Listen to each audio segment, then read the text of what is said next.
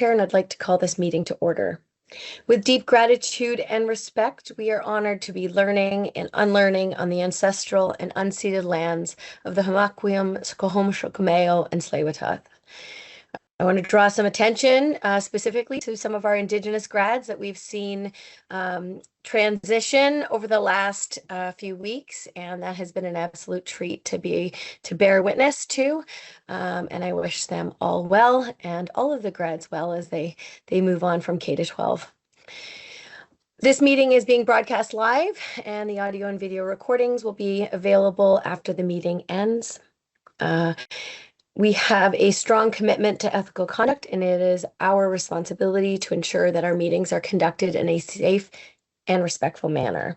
As a Board of Education for a school district, it's important we model the behavior we expect of students in our schools. And a friendly reminder to those on the call today that it is our collective responsibility, and I ask that you assist me in maintaining decorum when needed. We are joined tonight on Teams. I welcome Superintendent Helen McGregor, Secretary Treasurer Flavia Coughlin, and trustees on the call are Vice Chair Janet Fraser, Trustee Lois Chan Pedley, Trustee Preeti Friedcoat, Trustee Susie Ma, Trustee Christopher Richardson, and did we hear from Trustee Reddy yet? Trustee Reddy, I believe it's here. I'm not scrolling between. If someone can. Yes, Trustee Reddy is present. Perfect. Fabulous. Good to see you, Trustee Reddy. And we have regrets from Trustees Alfred Chen and Josh Sang. All right. Thank you, everyone, for joining us today. We'll move to the agenda. We have delegation tonight. Before we hear from our delegate, I just want to review a few. Thanks. I see your hand, Jennifer. Thanks. I hadn't seen your face pop up yet. Before we hear, I just want to remind everyone of a few things. Time allotted is 5 minutes. And we ask that, of course, everyone comply with board norms of conduct and decorum. We ask that you do not disclose any personal information that could be just personal information in general. I'll say that we don't want to infringe on anyone's individual privacy, and the speaker should focus on the delegation topic. And because these meetings are recorded and form part of public record, delegates should protect the privacy rights of others. Board members may direct questions of clarification through me. Please just raise a virtual hand, and I will keep track through the virtual hands and not just hands on the video. It's prohibited to make video or audio recordings. A timer will be used to keep us on the 5 minutes. And let's move on to our first person tonight. And that is Megan McDermott, BC Civil Liberties Association, who will be speaking on police and school programs and VSB governance responsibilities. All right, Megan, can you hear me okay? Oh, I see. I can. Oh, just one moment, please. I do see a hand up. Trustee Reddy, do you have something I to do, share? Chair. Thanks. Yeah, I just noticed on the agenda, is there only one delegation Yes. on the agenda? Okay, I just wanted to clarify because I did hear from 3 other delegates that didn't get accepted for the delegation. And so I wanted to share a comment and then a question about this meeting and then the subsequent minutes that will follow. So what I wanted to share was that it's certainly for me as an individual trustee, I do want to hear what those 3 delegates had to say. One was about the Britannia Hockey Academy, another one is co-pilot in the district, and another is out of school care. And so if those, I certainly want to hear from those delegates here as a delegations. And I want to, on the record, that I don't agree that they would be denied. However, if they do submit something like a document or a letter, how will that be included in the public record of the meeting? Just to make sure that trustees are aware of the perspectives that they'd like trustees to be aware of. So we have policies that have been approved by the board that we follow. And so if they actually request to speak to something that is not actually that doesn't follow along with our policies, then they don't get put onto the agenda. So, for example, governance decisions versus operational decisions, we ask that those who do not follow don't fit into our policy, we ask them to send information. And I received one probably about 8 to 10 minutes ago from someone who said because they actually didn't fall within the policy, they wanted to share the information with trustees. So that's that I guess that's how the board has managed delegations for the term that I've been on. And so if people would like trustees to have information, then they can send that through our email addresses as per usual. Okay, so we're going to go to our Hey, Chair, first. follow up? Oh, sure. Go ahead. Yeah, okay, thanks for outlining that. So when you mentioned that they do send a letter and it goes to trustees, but does that become a part of the minutes of this meeting so that it forms part of the public record? No, so if they're not within the policy to delegate, it would not be on the agenda tonight. Should it follow and fit within the policy, then it would be included in the meeting agenda. Go ahead, Christopher Richardson or Trustee Richardson. I saw your hand up there. You're on mute. Okay. Oh, there you go. Thank you, Chair. Just a point of order, Trustee Reddy's inquiry. I think it's been consistent that when a delegation falls outside the policy, that they are encouraged to what their choices are is to be within the policy or to simply use the normal channels to communicate with trustees. So the suggestion that that there would be mention in these minutes, that has not been our policy to date. But I thank you for clarifying. I too would be interested in the Britannia ice hockey situation, co-pilot, which is an emerging issue, and certainly out of school care has been something that we're struggling with. So Trustee Reddy, I hope that the clarification that our policies are being followed, but we are actively encouraging people to qualify as a delegation or to use an alternative, which is to inform us in any way that they wish directly to. And I would encourage all trustees so that we're all benefit from the information that people have to forward or to offer. Thank you. Okay, going to agenda item. Is there any other comment before we go to begin delegation? I did get a note saying that closed captioning is not working, and I'm not sure if that's something that's done in real time for our IT team or if that's done by adding it after to the recording, but just to flag there. We are going to go to our guest today, Megan McDermott. Can you hear me okay? I can. Can you hear me? I can hear you. You can begin, and I can also see you, so you can begin now. Great.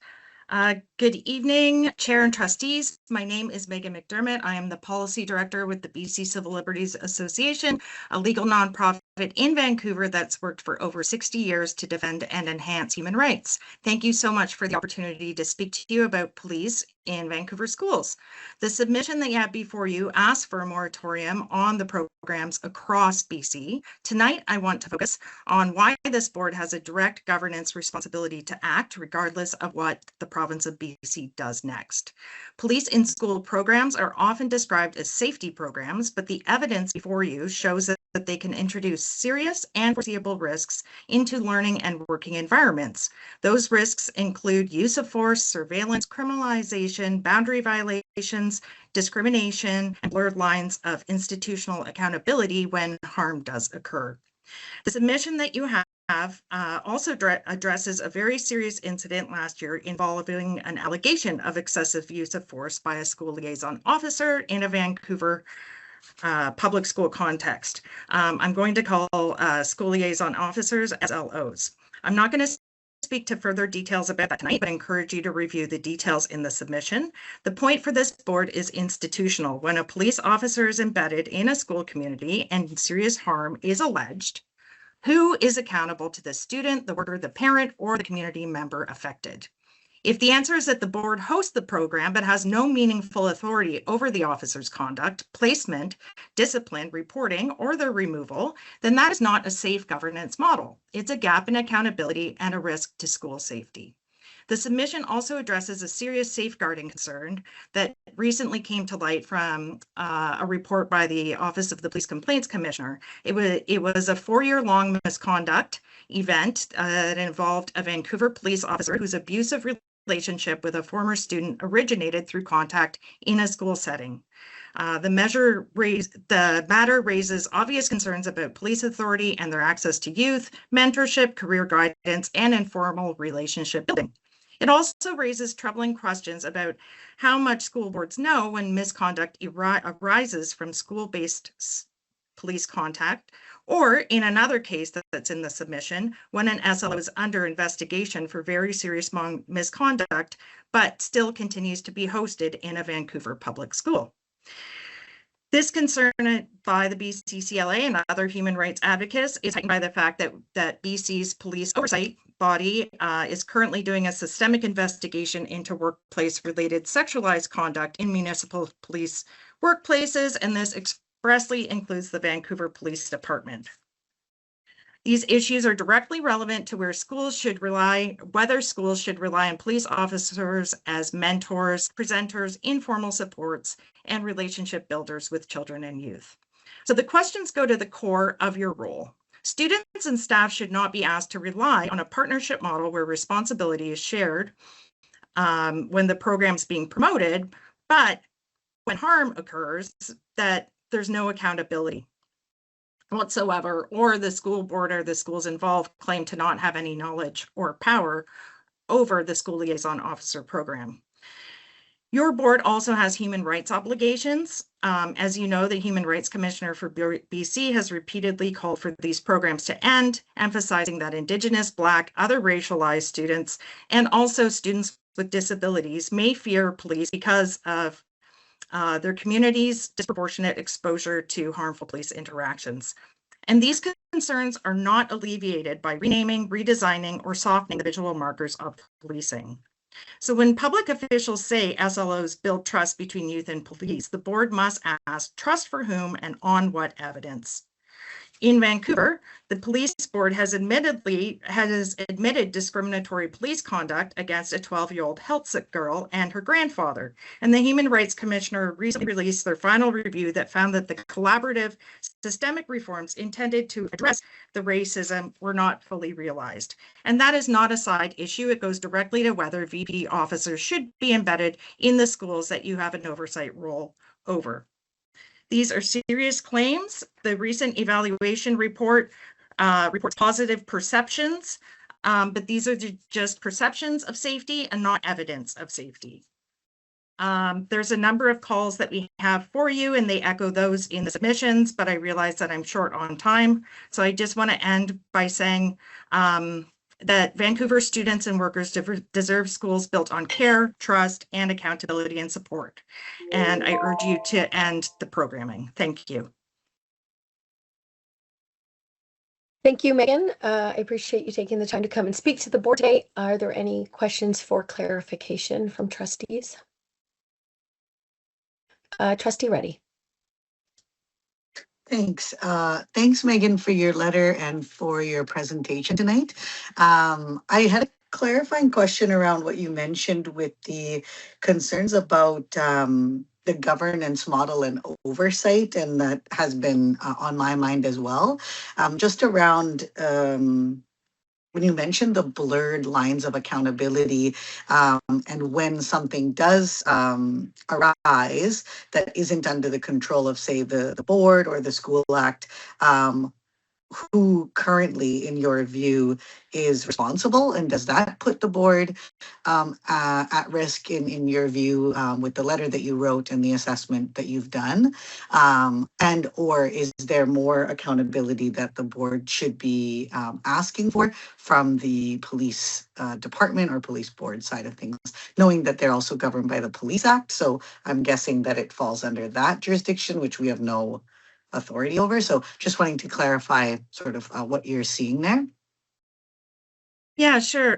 First of all, I'll say that at least based on public reporting, the reports into these programs being reintroduced or remodeled, we see a lot of champions come forward and speaking about it. There's no hesitation whatsoever from the institutional players involving this Vancouver School Board.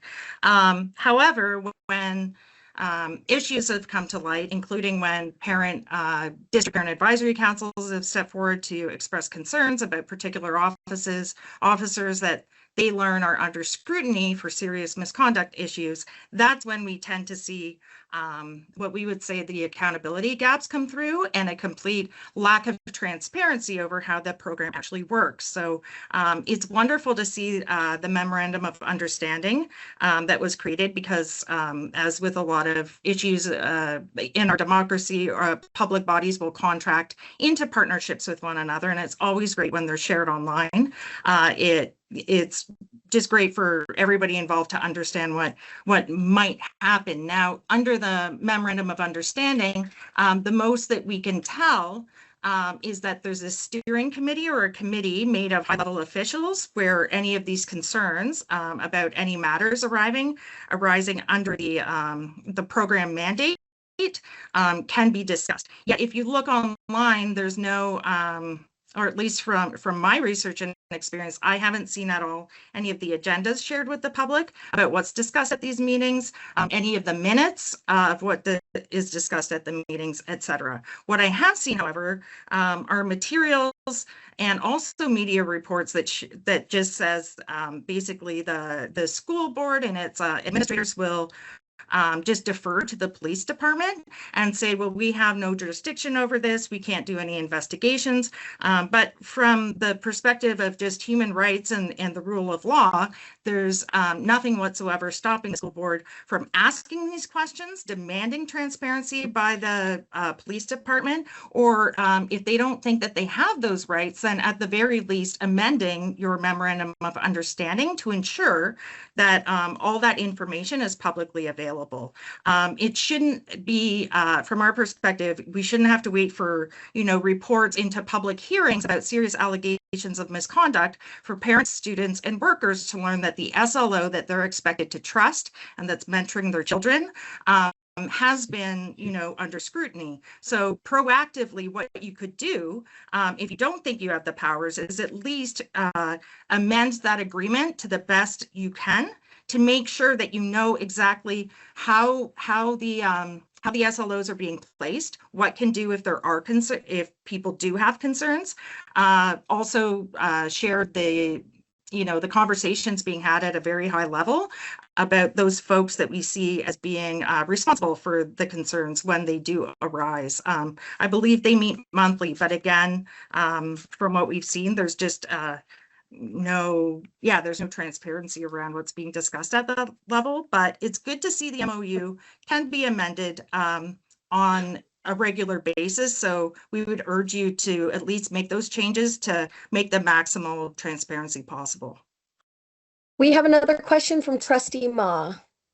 It's actually a procedural question. I just had somebody contact me through text. About audio? There was no audio throughout the presentation, nor were there captions. Correct. And 7 people were... Yes, and then I let them know that it still wasn't working, and it's on now. It is working as of about 2 minutes ago. So, Chair, the problem is this: the person. So the speaker.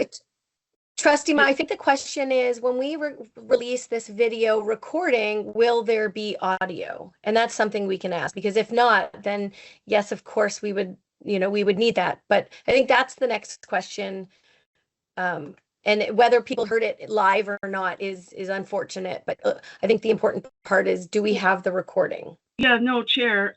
What I'm saying is that it's one thing to have the recording, right? It's another thing to have a recording with no sound when the presenter has presented.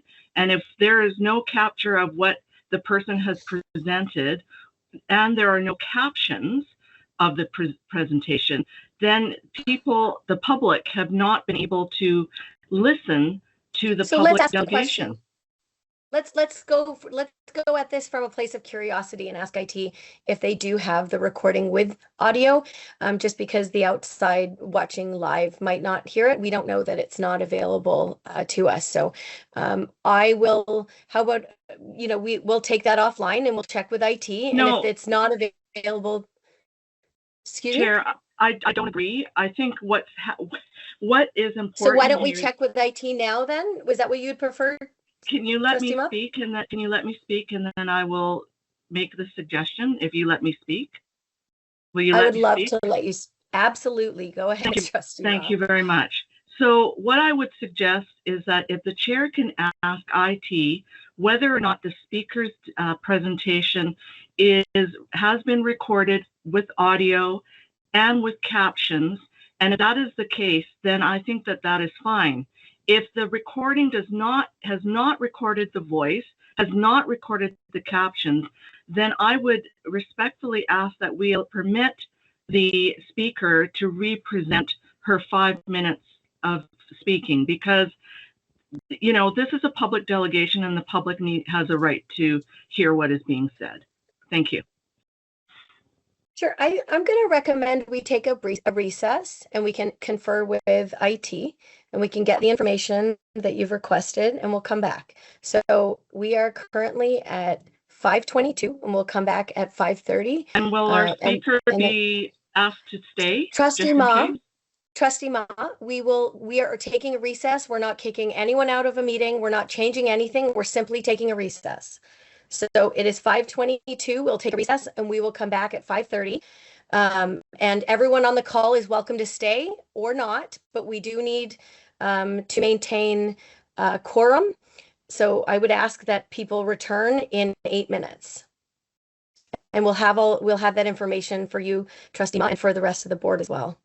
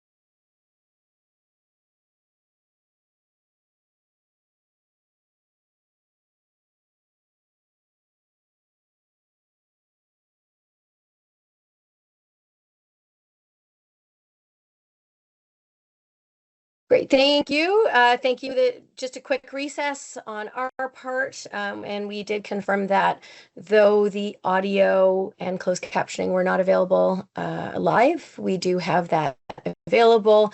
So when we post the recording of tonight's meeting, it will include both the audio and the closed captioning. On that note, and I thank everyone for their patience while we work through IT issues. Nothing is ever perfect. And of course, we recognize all the work that goes into these meetings. So thank you. Okay, I don't see any hands up for additional questions. Okay, Trustee Ma, do you have a question for the presenter? We are back on the agenda item. Do you have anything for Megan? Yes, I have a question of the presenter. So I noticed that your letter was sent to the Minister of Education and Childcare and also the Minister of Public Safety. Have you heard any responses from both ministries? Trustee Ma, we're just clarification from the presentation. Just please, as per our policy suggests. Do you have any clarification on what was presented? Yeah, I have a question whether or not I want to have it clarified that this letter was copied to two different ministers, and my question of clarification is whether or not there has been any response or any additions to what has been presented so far. I think that's a clarification question. Trustee Ma, you know that's not a clarification of the presentation that was done, and I'm just going to go with it because I too would like to know, but it doesn't actually follow within our policy. But I'm going to go ahead and Megan, if you'd like to answer that question, please go ahead. Yeah, so far we haven't gotten any response from the province. And by either of those ministers, we have put a deadline. The deadline is from 1 month of when it was sent, that we're hoping that we get a response from them. But we will see. Yeah, so far nothing. And I'm really hoping to meet with them too, because, I think it's a really serious issue and they do have human rights obligations, as does this board and every single school, every single public school in Vancouver and across the province. So it should be taken seriously, and I really hope that it's prioritized soon. Are there any other clarifying questions for our presenter, Megan McDermott?